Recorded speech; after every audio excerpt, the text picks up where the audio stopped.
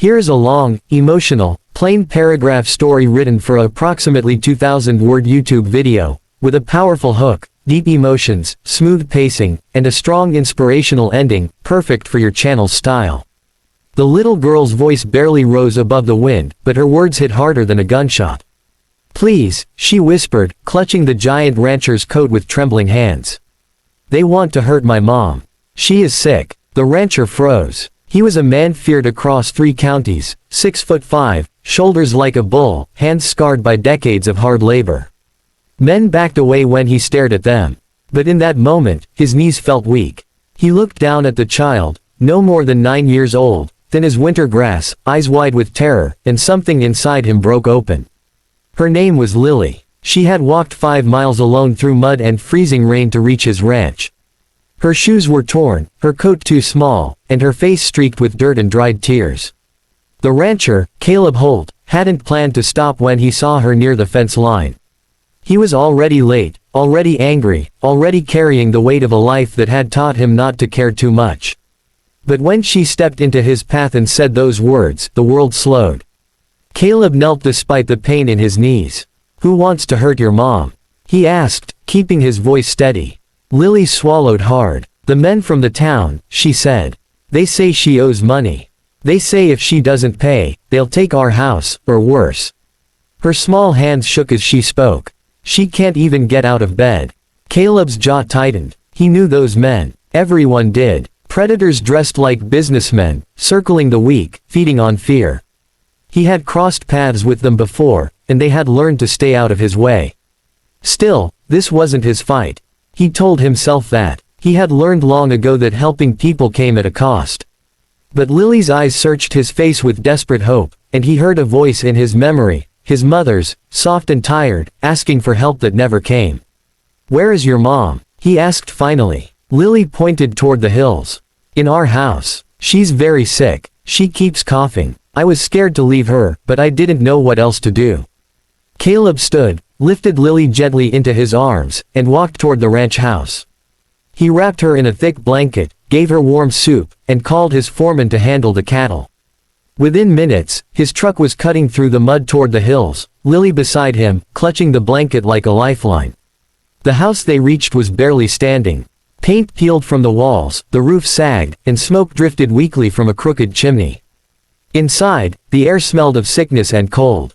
Lily's mother, Sarah, lay on a narrow bed, her face pale, eyes sunken, lips cracked.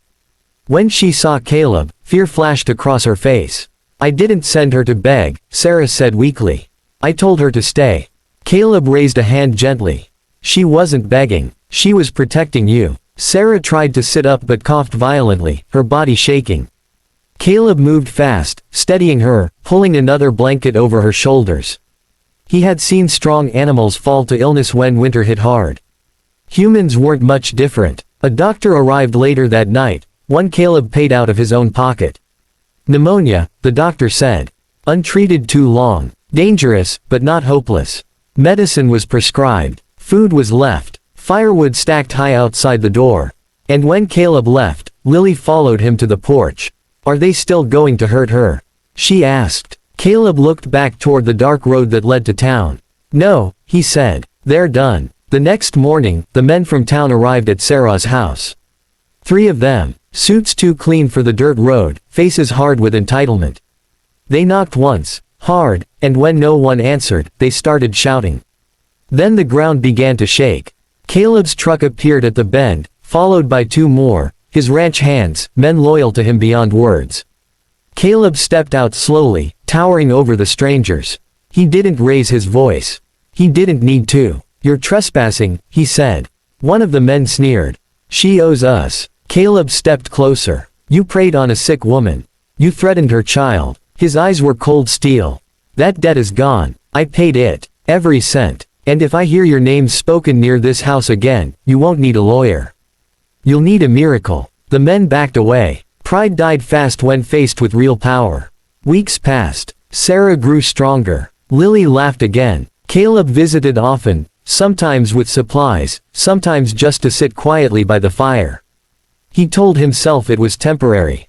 He always did. But one evening, as Lily handed him a drawing of the three of them standing under a bright sun, she looked up and said, "You're not scary at all." Caleb felt something twist in his chest. The town noticed changes. The men who once terrorized quietly left. Word spread that Caleb Holt had drawn a line. More than that, he had crossed one himself, from isolation into something warmer, more dangerous, caring. Sarah eventually returned to work, helping at the ranch kitchen. Lily started school. And one night, after a long day, Caleb sat on the porch watching the stars while Lily leaned against his side. "Why did you help us?" she asked. Caleb thought of all the years he had survived by being hard. Thought of the night his own mother died because no one came. He swallowed. "Because someone should have helped me," he said. "And no one did." Lily hugged him without a word. The giant rancher who once terrified a town became something else entirely. A protector. A guardian. A man who learned that strength means nothing unless it's used to shield the weak. And it all began with a small, shaking voice that dared to speak the truth. "They want to hurt my mom. She is sick, but they never stood a chance."